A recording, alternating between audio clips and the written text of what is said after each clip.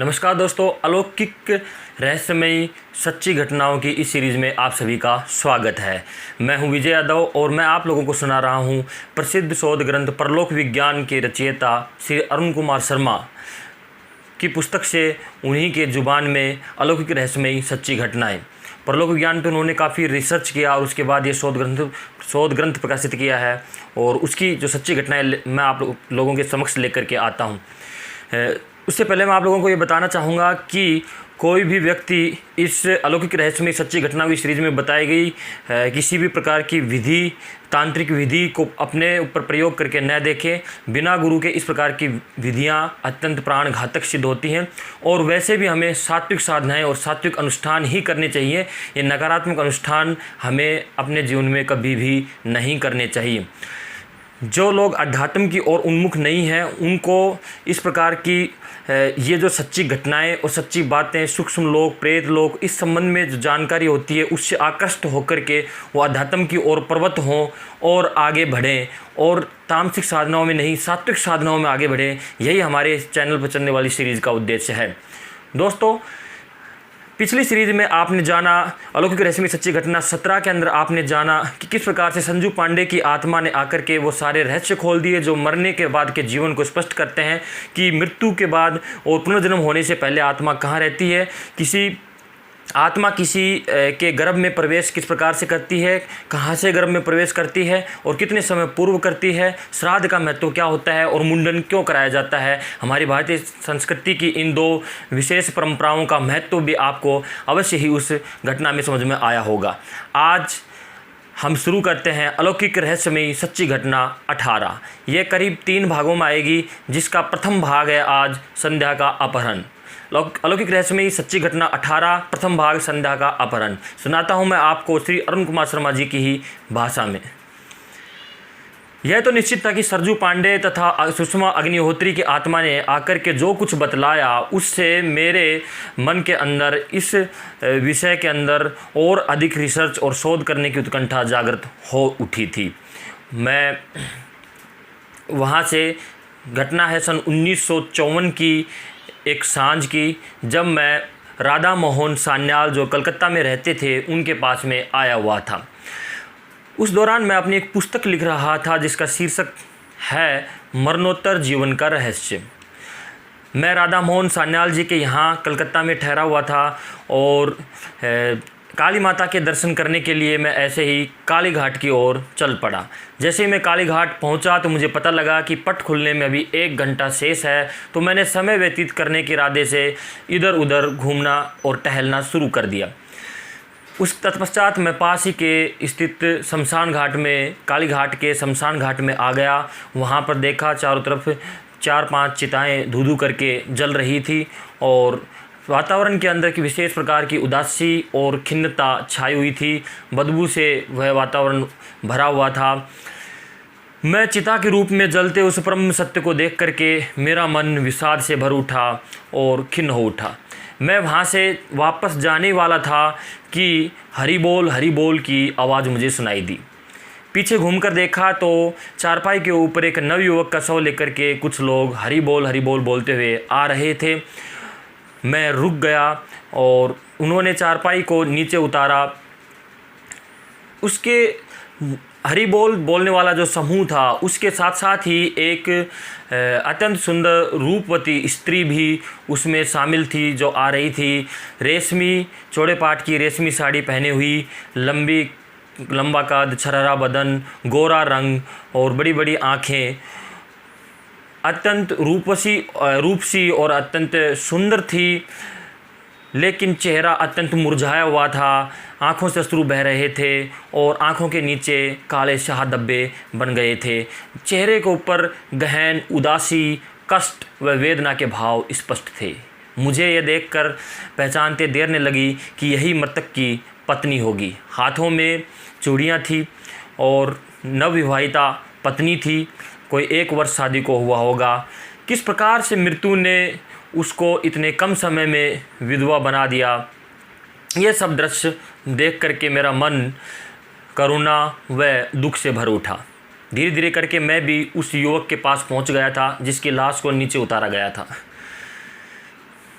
जो लोग लाश को लेकर के आए थे वो पसीना पोंछने लगे और साइड में जाकर के खड़े हो गए, कुछ फुसफुसा के बातें करने लगे। उसकी जो पत्नी थी वो एकटक उस अपने पति की लाश को निहारे जा रही थी और फिर एकदम से धम से वह वहाँ पर उसके सिरहाने बैठ गई। वो उसको इस प्रकार से निहार रही थी जैसे कि अभी वो निद्रा में हो और निद्रा से जगने वाले हों। मैंने देखा नवयुवक अत्यंत सुंदर था और उसकी आंखें बंद थी, अधखुली बंद थी, चेहरा शांत सौम्य और निचला होठ मुस्कुराहट की मुद्रा में था, इस प्रकार से जैसे कि कोई आंखें बंद कर इस प्रकार लेटा हुआ था जैसे कोई मधुर सपना देख रहा हो। तभी एकाएक उसकी पत्नी अपने दोनों हाथों में लाश का आलिंगन करके ज़ोर ज़ोर से फपक फपक कर रो उठी। वातावरण और अधिक विषाद से भर गया, दुख से भर गया। अचानक जो लोग लाश को लेकर आए थे वो एकदम से वहाँ आए उसके पास में और उसको उससे अलग किया। अलग करके बोला, उनमें से एक व्यक्ति बोला कि चंदना जो चला गया वो कभी वापस नहीं आता। यह व्यर्थ का रोना छोड़ो और अपने मन को समझाओ, इस मन को सांत्वना दो। चंदना देखने में भी वास्तव में चंदना ही थी, लेकिन मृत्यु ने उसके जीवन को इस प्रकार से डस लिया था जो संपूर्ण जीवन उसको अकेले इस मुश्किल और कठिन संसार में बिताने के लिए उसको छोड़ दिया था। कुछ समय पश्चात उस लाश को वहाँ से उठा करके और चिता में अग्नि देने वाले थे कि तभी कहीं से एक सज्जन गाली देते हुए वहाँ पर आए। लोगों ने उसको रोकने की कोशिश की लेकिन वह नहीं रुका और एकदम से जाकर के उस लाश पे गिर के और मेरा निशीथ, मेरा प्यारा बेटा निशीथ कह कर के बिलबिला कर रो पड़े। सज्जन देखने में बिल्कुल भिखारी जैसे लग रहे थे। मैली कुचीली उनकी धोती और जगह जगह फटा कुर्ता पैबंद लगा हुआ और बिल्कुल मैल से भरे हुए उसके कपड़े, बड़ी बढ़ी हुई दाढ़ी और पके हुए सर के बाल जो कि उलझे हुए थे और बिल्कुल दुबला पतला शरीर, यह सब देख करके बिल्कुल किसी पागल अथवा भिखारी की तरह प्रतीत हो रहे थे। अचानक वहाँ लोगों में फुसफुसाहट हुई कि यह कौन है, यह कौन है। तो पास ही खड़े एक व्यक्ति ने उत्तर दिया कि यही तो इस निशीथ के पिता है, पहचाने नहीं? राय चौधरी विपिन बाबू। राय चौधरी विपिन बाबू का नाम जैसे मैंने सुना तो उनको मैं भी जानता था, क्योंकि राय चौधरी विपिन बाबू अपने समय के बहुत ही अमीर जमींदार थे। उनकी एक शानदार हवेली चंदनबाड़ी गांव में थी। यह चंदनबाड़ी गांव की घटना है जहां मैं आपको बता रहा हूं। ये चंदनबाड़ी गांव में उनकी एक विशाल हवेली थी। इसके अलावा कलकत्ता में भी उनके 3, 4, 5 घर थे। हर प्रकार की ऐश और अमीरी थी, हर प्रकार के सुख और साधन राय चौधरी विपिन बाबू को प्राप्त थे। जीवन में किसी प्रकार से कोई कमी नहीं थी। उसका यह हाल देख करके मैं अत्यंत दंग रह गया।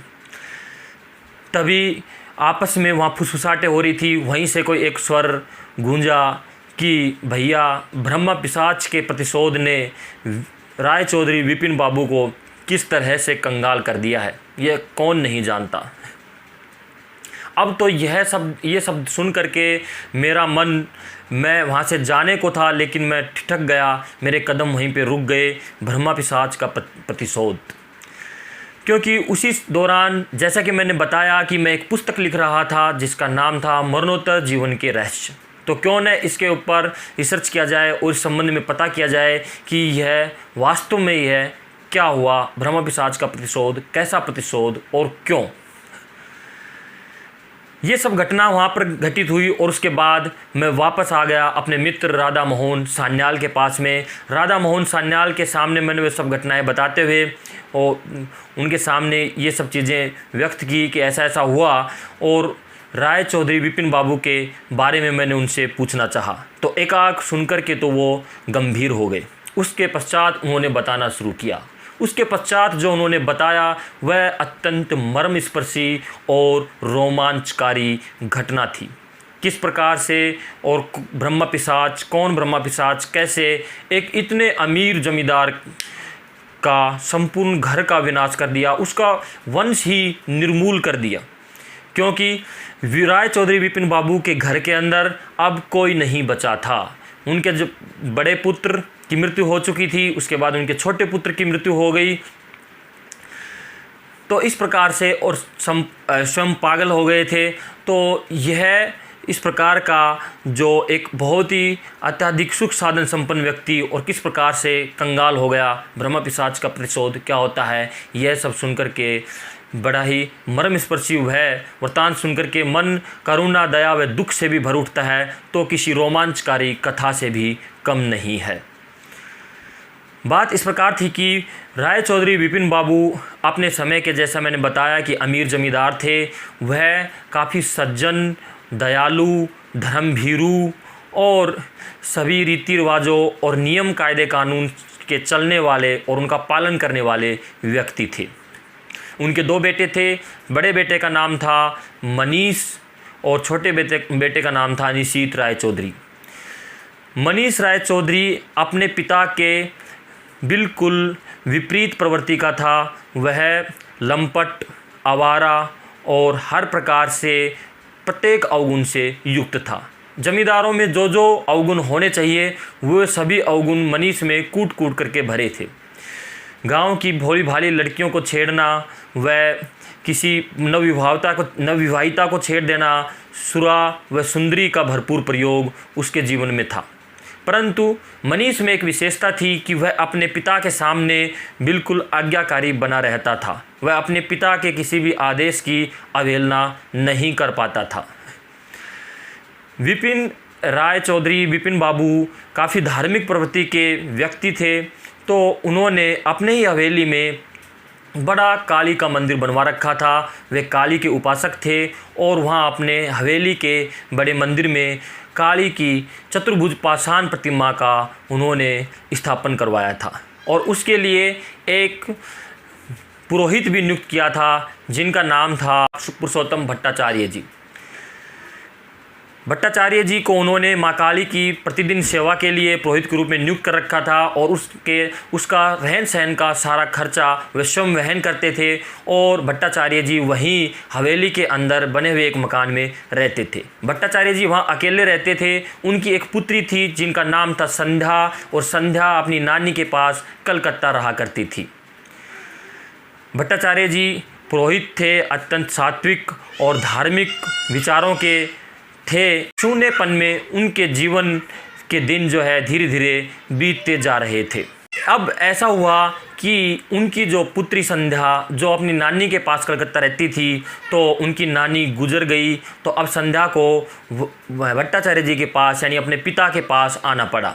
राय चौधरी विपिन बाबू ने भट्टाचार्य के पास ही उनकी भी रहने की व्यवस्था कर दी और अब पुत्री के आने से उनके सूने जीवन के अंदर एक प्रकार की बहार आ गई। संध्या ने आते ही घर गृहस्थी जमा दी थी। दोनों समय भट्टाचार्य जी को भोजन मिलने लगा और आनंद से जीवन व्यतीत होने लगा। संध्या 16-17 वर्ष की हो चली थी। सारे अंग पुष्ट हो चुके थे। अत्यंत सुंदर युवती के रूप में वह उभर के आई थी। तीखे नैन नक्श, बड़ी बड़ी आँखें, गौर वर्ण, लंबा कद, कोई भी देखता तो एक पलक देखता ही रह जाता। अपनी पुत्री के साथ बड़े आनंद से भट्टाचार्य जी रह रहे थे। कुछ समय पश्चात भट्टाचार्य जी के मन में आया कि वह काशी और वृंदावन और उसके बाद बद्रीनाथ की तीर्थ यात्रा क्यों न करके आए। यह विचार उन्होंने राय चौधरी विपिन बाबू के सामने रखा। राय चौधरी विपिन बाबू भला तीर्थ यात्रा के लिए कहाँ मना करते। वे स्वयं ही अत्यंत धार्मिक प्रवृत्ति के थे, तो उन्होंने सहर्ष उनके जाने की अनुमति दे दी और साथ ही कहा कि तुम्हारा सारा खर्चा भी मैं वहन करूँगा। भट्टाचार्य जी प्रसन्न हो उठे। कुछ दिनों के पश्चात ही भट्टाचार्य जी वहाँ से तीर्थ यात्रा के लिए निकल गए और उन्होंने अपनी पुत्री संध्या को राय चौधरी विपिन बाबू को यह कहते हुए सौंप दिया कि यह मैं अब आपकी शरण में सौंपता हूँ, वापस आकर के आपसे ले लूँगा। राय चौधरी विपिन बाबू ने कहा कि कोई समस्या की बात नहीं है, आप आराम से तीर्थ यात्रा करके आइए। और संध्या राय चौधरी विपिन बाबू की हवेली में रहने लगी। राय चौधरी विपिन बाबू की पत्नी कनक प्रिया, बड़ी रानी कनक प्रिया उन्हें देखकर के अत्यंत प्रसन्न हुई और उनकी एक बेटी भी थी जिनका नाम था हेमलता। धीरे धीरे संध्या हेमलता की प्रिय सहेली बन गई और आराम से हंसी खुशी में जीवन बीतने लगा। अकेली रही संध्या को जब अपनत्व और प्रेम मिलने लगा तो वह और भी ज़्यादा खिल गई। एक दिन हवेली के सामने बने हुए बागान के अंदर हेमलता व संध्या दोनों टहल रही थी। उसी समय मनीष वहाँ पर आया। मनीष ने अपनी बहन के साथ किसी रूपसी कन्या को घूमते हुए देखा तो वह एक बार ठिठक गया। अपनी लोलुप नज़रों से उसे देखने लगा और अपनी अंक साइनी बनाने के लिए आतुर हो उठा। मनीष ने संध्या को पहली बार देखा था। मनीष ने अपनी बहन से कहा कि यह कौन है? तो कहा, तुम इसे नहीं जानते? यह तो अत्यंत सुंदर है। इसका नाम संध्या है और इससे भी सुंदर इसका गाना है। अगर सुनोगे तो पागल हो जाओगे। अच्छा, इसका गाना भी सुनेंगे एक दिन। और उसकी काम लोलुप नज़रें लगातार संध्या को घूर रही थी। संध्या को उसकी नज़रों में काम वासना का तूफान को भांपते देर न लगी। वह किसी तरह अपने आप को बचाकर वहाँ से दूर हो गई। 15-20 दिन इसी प्रकार से बीत गए। मनीष कामातुर हो उठा और वो किसी भी कीमत पर संध्या को पाना चाहता था। तभी एक दिन ऐसा हुआ कि राय चौधरी विपिन बाबू की पत्नी जब सुबह उठी तो उन्होंने अपने बगल की चारपाई पर संध्या को नहीं पाया। ऐसा कभी नहीं होता था क्योंकि संध्या हमेशा उनके साथ ही उठती थी और दिनचर्या के विभिन्न कार्यों में प्रवृत्त होती थी। लेकिन आज संध्या चारपाई पे नहीं थी। 2-3 घंटे इंतज़ार किया गया लेकिन संध्या नहीं आई। तो उसके बाद चिंता बढ़ गई और संध्या को खोजने का प्रयास शुरू हुआ लेकिन संध्या कहीं नहीं मिली। जैसे ही राय चौधरी विपिन बाबू को इस बात का पता लगा, वे सज्जन, दयालु, धर्मभीरू, नियम कायदे कानून का पालन करने वाले व्यक्ति एक तरह से अत्यंत विषाद और चिंता में डूब गए और बीमार पड़ गए कि अब मैं भट्टाचार्य जी को क्या जवाब दूंगा। करीब 15 से 20 दिन के बाद गांव के बाहर तालाब के पास में आम के नीचे एक झाड़ी में संध्या की साड़ी का एक टुकड़ा मिला। संध्या की साड़ी का वह टुकड़ा मिलते ही लोगों ने पहचान लिया कि यह तो संध्या की साड़ी का ही टुकड़ा है और चारों तरफ हड़कंप मच गया। पुलिस को सूचना दी गई। पुलिस मौके पर आई और तालाब के अंदर जाल डाल करके संध्या की लाश को निकाल लिया गया। संध्या की लाश निर्वस्त्र थी, छत विछत थी और काफ़ी दिन तालाब में पानी में पड़े रहने के कारण सड़ चुकी थी। यह सब देख करके विपिन राय चौधरी बाबू पागल हो उठे। वह अपने सिर को बार बार पीटने लगे, अपने बालों को नोचने लगे और वह अपना विवेक संयम खो उठे और पागलों की तरह चीखते चिल्लाते इधर से उधर गलियों और गांवों में घूमने लगे। तो दोस्तों, यह था ब्रह्मा पिशाच का प्रतिशोध, अलौकिक रहस्यमयी सच्ची घटना 18 का पहला भाग, संध्या का अपहरण। इसके बाद दूसरा भाग आएगा, पुरोहित का आत्मघात। क्या होता है जब उनके पिताजी वापस आकर के उनको पता लगता है कि मेरी बेटी की यह हालत हुई और उसके साथ यह हुआ, तो आगे क्या होगा। और ब्रह्मा पिशाच का प्रतिरोध, अलौकिक रहस्यमयी सच्ची घटना जारी रहेगी उसके बाद के भी भागों में। मैं मिलता हूं आपको इस अलौकिक रहस्यमयी सच्ची घटना के अगले पार्ट में। तब तक के लिए आप सभी को नमस्कार, जय हिंद, जय भारत। और हाँ, एक बात, अगर वीडियो आपको पसंद आता है तो इसको लाइक करना न भूलें, चैनल को सब्सक्राइब ज़रूर कर लें ताकि अगले पार्ट का नोटिफिकेशन आपको समय से मिल जाए, और इस वीडियो को शेयर भी कर दें। अलौकिक रहस्यमयी सच्ची घटनाओं को यहाँ पर उजागर करने का एकमात्र जो उद्देश्य है वो हमारा किसी नकारात्मक साधना में किसी को प्रवृत्त करना नहीं है, अपितु जन्म मरण के इन अविज्ञात रहस्यों की तरफ आकृष्ट होकर वे लोग जो अभी तक अध्यात्म में उन्मुख नहीं है, अध्यात्म के प्रति जिनकी रुचि नहीं है, वे भी इन सच्ची घटनाओं से उनकी आत्मा भी जागृत हो सके और वो भी अध्यात्म की ओर उन्मुख हो सकें, यही हमारा उद्देश्य रहता है। अन्यथा हमेशा अपने जीवन में सात्विक साधनाएं करनी चाहिए और हमारे इष्ट देव जैसे बजरंगबली, भगवान विष्णु, माँ काली, जो भी इष्ट देव है उसका भली भांति सात्विक पूजन ही हमें करना चाहिए। वही हमें जीवन में बुलंदियों की ओर लेके जाता है और हमारी आत्मा को भी साफ सुथरा बनाता है और हमारे परलोक को भी सुधारता है। तो इस बात को ध्यान में रखें। मैं मिलूंगा आपको नेक्स्ट पार्ट में। तब तक के लिए सभी को जय श्री राम, जय हनुमान।